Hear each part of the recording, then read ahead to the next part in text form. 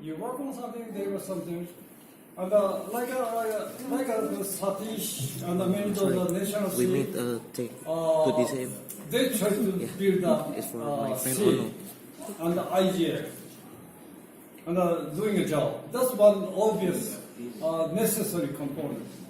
Okay? And the second area, should be publishing and talking. Okay, and this is also very good area. And if I want to comment, I want to see many more people to make a more visible publication, including books. You remember Anna Kent? One of the things she's remarkable is that every time she worked on several years, she published a book. So by now she has 3 books, or she's working on 12 books. And we need those people. And lastly, working on the real world project. Try to address the problem. And here the lawyer can do it. Then fortunately we have 3 public interest lawyers. Their objective is not to make money, to give justice to their country and the community. And they are working so hard. And I really feel like, are we even proper those professional upgrade to them to work on their undertaking? And we'll hear what they are doing, and probably we may have a discussion. SIG, are we doing a good job? Or are we doing a lousy job for their professional upgrade? And this one will be chaired by the Kelly Kim, and of course she's a public interest lawyer who used to work in government, Department of Justice, and she decided to move to the civil society group to be a public interest lawyer. Would you like to start? Hi everyone. Where's Baburam? He's still outside. Yes. Carry on. Okay, I'm Kelly Kim from Open Korea, and I'm chairing this session. So we'll have 30 minutes presentation. So approximately 7 minutes each for each speakers, and then we'll have like 30 minutes Q&A or discussion session. So I hope it might, like law regulation, it sounds very boring, but I hope our speakers make it as interesting as possible. So first up will be Ono. Okay. Thank you, Kelly. Thank you, everyone. I'm not a lawyer. I'm an engineer. I'm not a lawyer. I'm an engineer. So my talk may be mostly on how to break the law. This is a story about the Wi-Fi liberation and the fight for internet for all in Indonesia. Okay, this is basically the online in Indonesia before the year 2000, and how we liberate Wi-Fi. Why we need to liberate Wi-Fi? Because in the old days, we have to pay $2,000 per access point, the one on the wall like that. Per year, we have to pay $2,000, so we have to fight. We still have a lot of fight. We have a lot of war right now. The fight is still goes on. So before 1998, 64K lease line, $400 per month, and we have to pay Wi-Fi for $2,000 per year. So yeah, we are looking at that amount of money. And the internet, we use radio network at the speed about 1.2 kilobit per second. It means 1 megabyte of file takes about 1 night to transfer. So we are living in that kind of area. We've used phone 40.4 and so on. Okay, this is our equipment. This is our gateway. The left picture is our gateway at the institute. Look at the floppy disk, very old, and that's actually our main gateway from Indonesia. Okay, and then Wi-Fi. We use WAP for extending the range of the Wi-Fi. It can go up to like 5 kilometers, and we publish books, educate the people how to build these things. So basically, this is a war between the power, the government, and the money, and people. People, we educate the people, and we can create the mass. Okay, and then after that, other country actually learn how to build this thing as well. On the left-hand side, the upper left is the article in Bangladesh.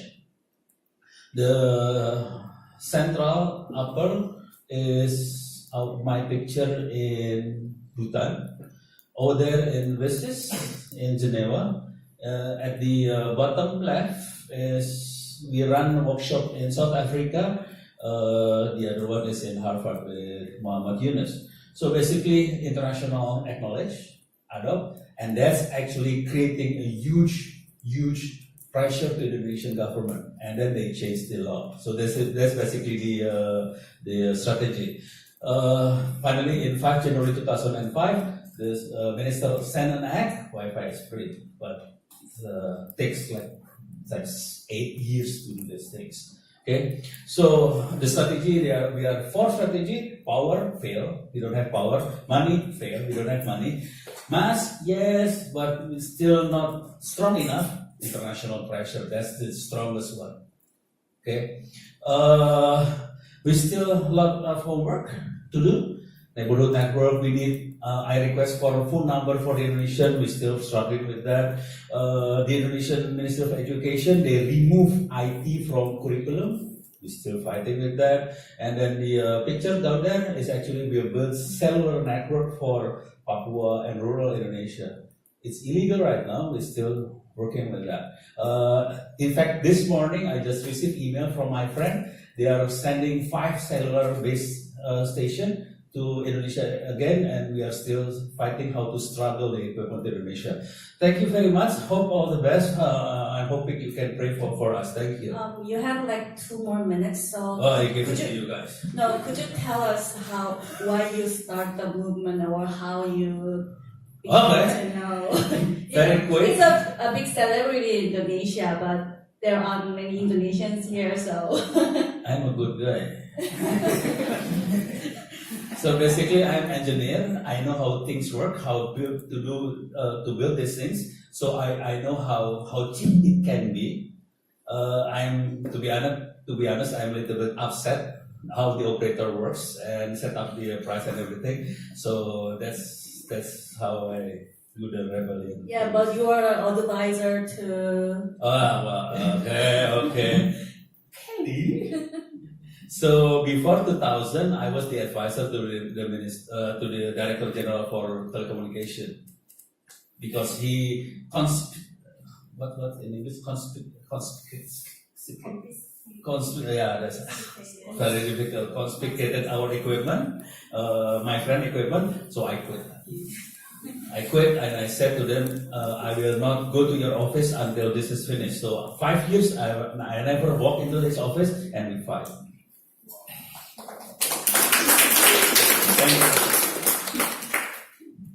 Yes, it's an amazing story. So next is getting.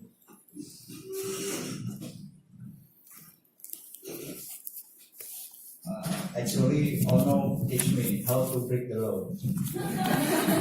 Getting also from Indonesia, so.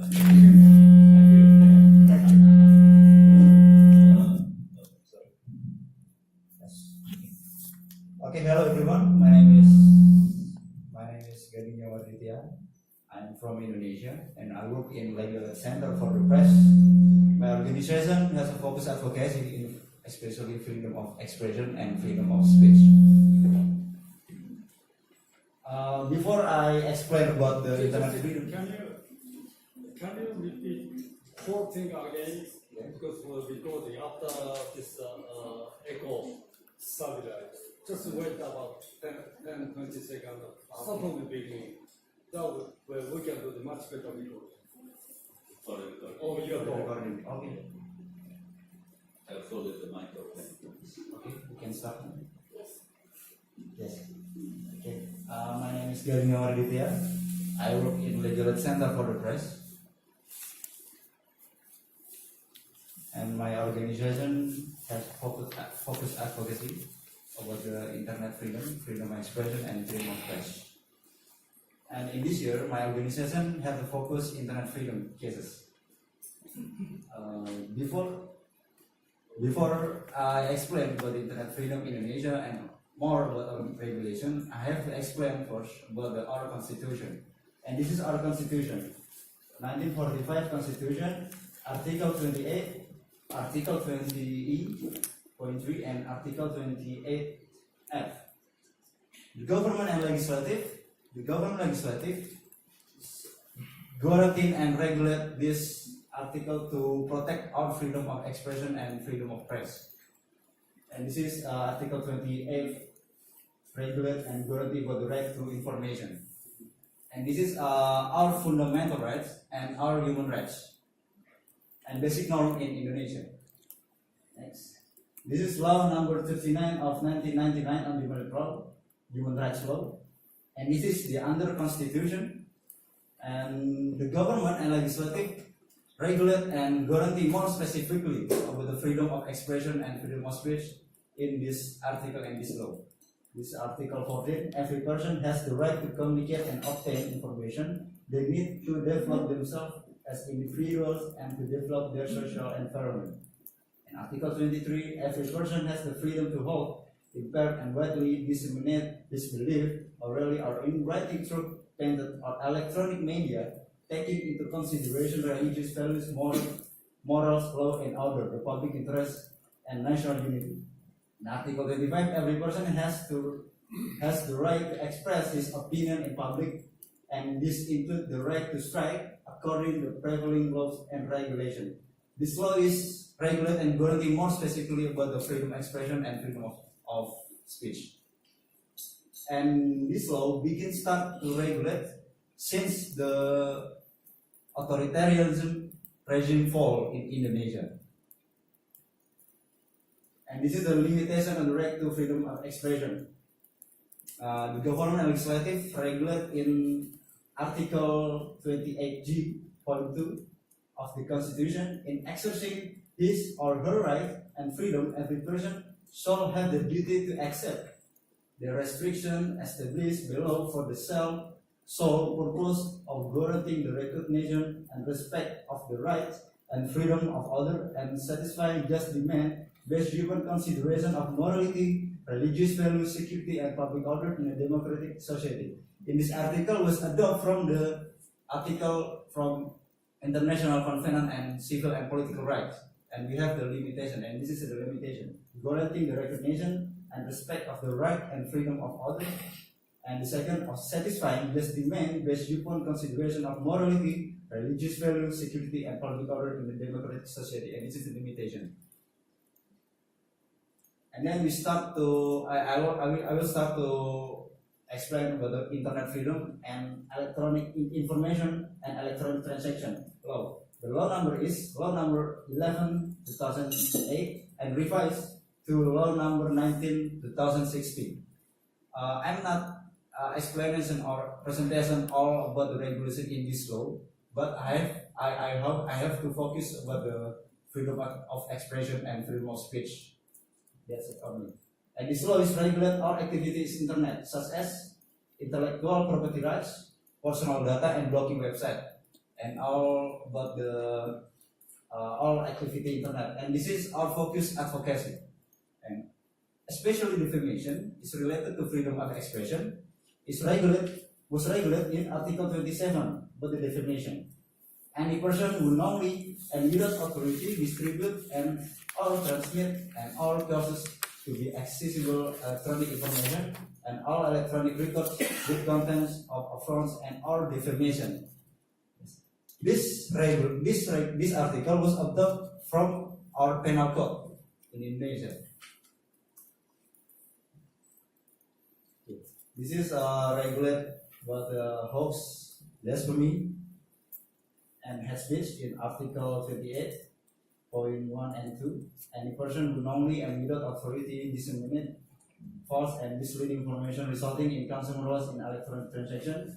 Any person who knowingly and without authority disseminates information aimed at inflicting hatred or dissension on individual and or certain groups or community based on ethnic groups, religion, race, and intergroups. This article was adopted from the Penal Code too. And this is about the personal data article. And we still don't have Personal Data Protection Act in Indonesia. The government and legislature not regulate it yet. This is the blocking content, Article 40. And the main issue of internet freedom. Defamation, blasphemy, majesty, has article and blocking the website. And this is the main problem of regulation. There is three problems. The first, the article of regulation is very multi-interpretation, especially with defamation. We still don't have category what is defamation and what is a critic or opinion. That's the problem. The second, after misuse to criminalization critics and opinion. And the third is unauthorized restriction of freedom of expression. And this is possible defense in the prosecution. Yes. And we do this defense when we defend our client in the court. And this is case, we handling this case, is senior case, the defamation, Mostly Acho, defamation case 2, and Avani case, defamation 2, and this is Prita Mulyani case. And Prita Mulyasari case is the first case in Indonesia since the electronic information transaction was regulated. Thank you. Thank you, Gavin. And next is Ram. On his own case, he won a huge victory at the Supreme Court, right? Yes.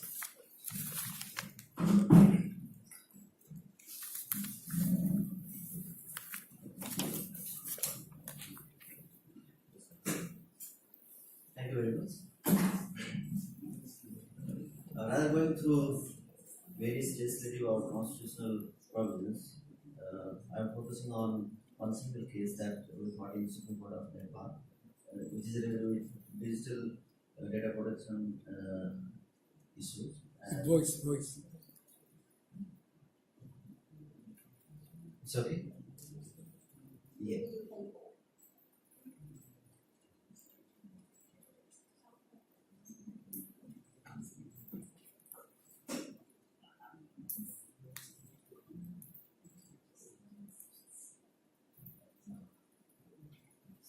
This is the case where I myself and my colleague Santosh Sidel is also here. Can you please stand up and receive my acknowledgement? Myself, Santosh Sidel and Tanka, we and Tarananta, we four people are petitioner of this public interest litigation, and we fought this for 4 years. First, we registered this case in 2012, and final judgment came in 2016.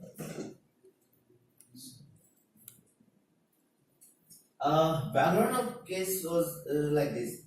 One of the Supreme Court judge was shot dead, and police was doing some investigation on that case. But it took long period for the investigation. Police didn't get any clue. Then police also collected some CDR, call details reports, and SMS. Whoever were around Supreme Court, whether it be lawyer or any other people who traveled around that area, were collected. 4 lakhs call details were collected and 60,000 SMS were collected.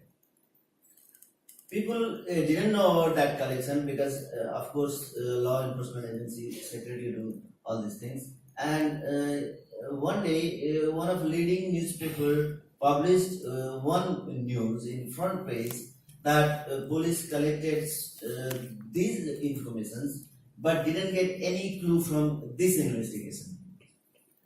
Rather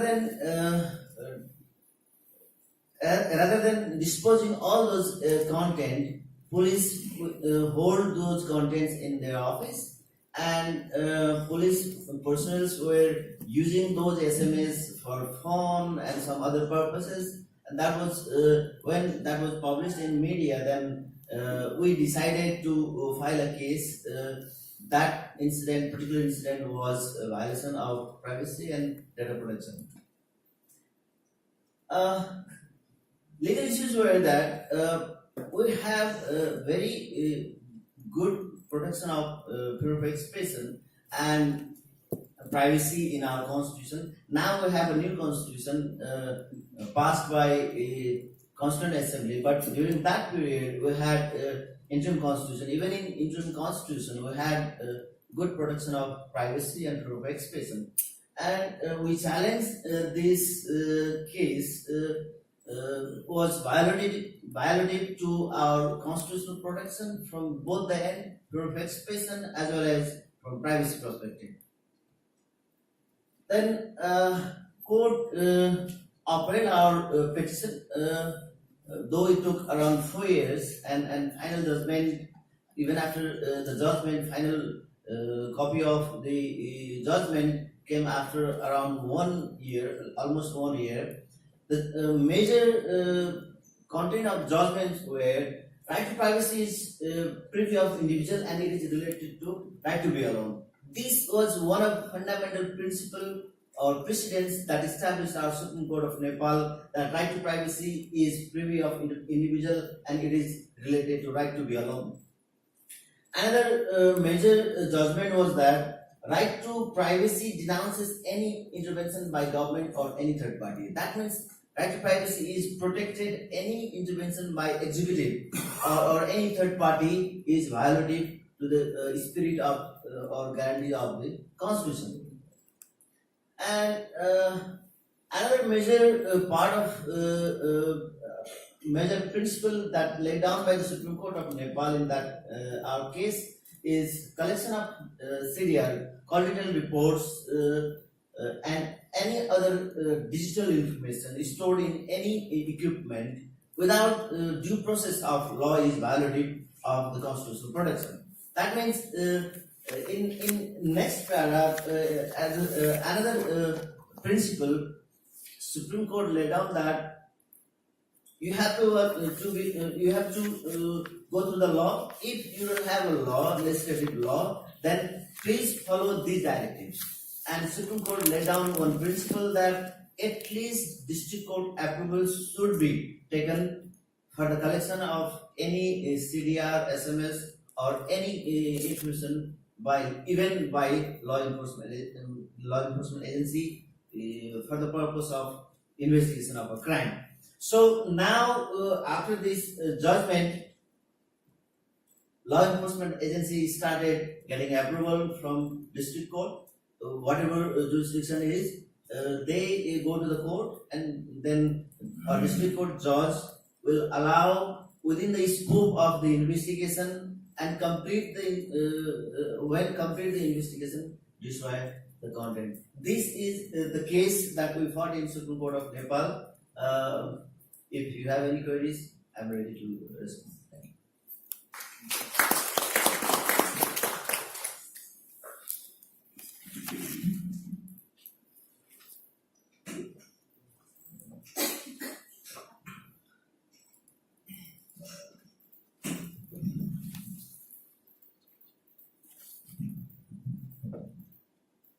I'm very glad that everybody's like taking their time. Exactly. I'm Kelly, and I'm a lawyer as well, and I'm working for Net Korea, which is organization NGO in South Korea, not in North Korea. I don't know how many of you know that South Korea is the first country which adopted internet real name law system like 10 years ago. ahead of China or now even Russia. China now has real name policy for Baidu or their online website and internet websites.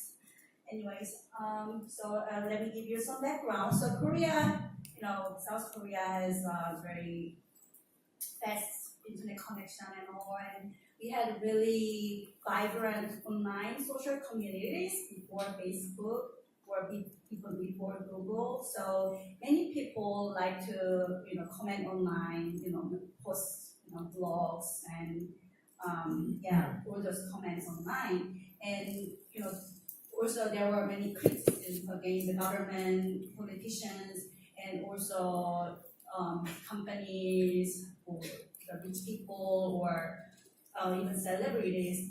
And the government, the Minister of ICT, as a solution to this defamation or instant online,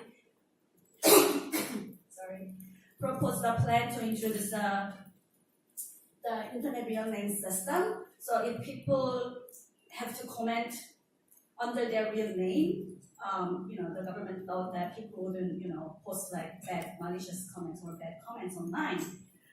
So in 2004, of course, politicians are they are the most,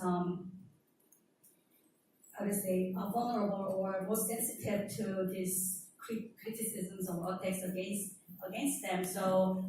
So internet real name system for online news media during the election period was introduced in 2004. So if you wanted to comment on those news media, on those news articles, you had to, post under your real name. And then the internet real name system for all internet website was finally adopted in July 2007, so it's like 11 years ago. So as a form of newly amended Information and Communications Network Act. And later the law was named after this famous Korean actress, Choi Jin-sil. So she committed suicide in 2008, and it was said that she committed suicide because of those malicious comments on all those internet forums, and people thought that this law was really needed, to root out those defamatory comments. So we introduced this law. Oops. Thanks.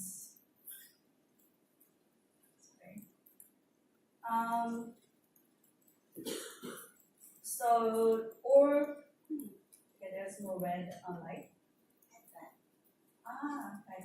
So identity verification. So like state organ or government websites or like public enterprise website or like internet website or internet service providers who has a visitors of like 100,000 person per day had to adopt like identity verification system. And Korea have a national ID system called resident registration number. So Koreans or every South Korean is given with a unique identifier, which consists of 6 digits of your birth date and your gender, 1 or 2, like female or male. There's no like 3 or 4. And also where you were born and other like identifiers. So we were born with, like we're assigned this unique identifier, this number called aturan, when we were born. And so this identity verification system utilized this aturan. So all these like websites, all these internet companies, all these telecommunication companies had to collect our aturan, which is very, very important intimate personal information identifier because of this law. Of course there are so many data breaches after that and data leakage and breaches. So like as of like 2007 April, all like major websites, like internet portals, like Naver is the largest portal, it's larger than Google in Korea. They all had to adopt this real name system, internet real name system. So there was a fight against this system, of course, and there, we formed a coalition of public interest lawyers and digital rights activists and also internet companies, and we filed a constitutional complaint in 2010, and that's case part. And in 2 years later, the Constitutional Court struck the law down. So the Constitutional Court basically said that the internet real name system is unconstitutional because it violates people's right to, people's freedom to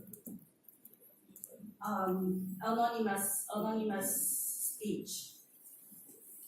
But yeah, however, so it was a huge victory, and the coalition became the basis of OpenNet. So the people who were like the members of the coalition became the founders of OpenNet because they realized that we need a like public interest lawyers group who can fight against this, bad laws. So, there are lawyers who are there to comply with the law, and there are lawyers who are there to break the law or change the law. And so OpenNet was founded to the one which would change the law and break the laws.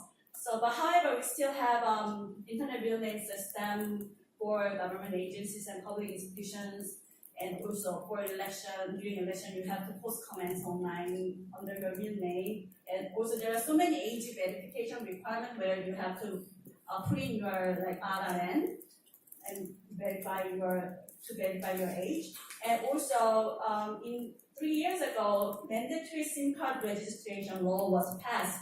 Although we had like telecoms just voluntarily did SIM card registration, but now we have like mandatory SIM card registration law.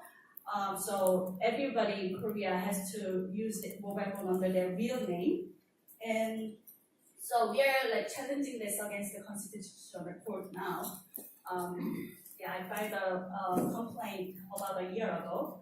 And now, this era of fake news and disinformation, now all those lawmakers, politicians are now bringing this internet real name law again as a solution to the fake news or disinformation. So that's it. Thank you.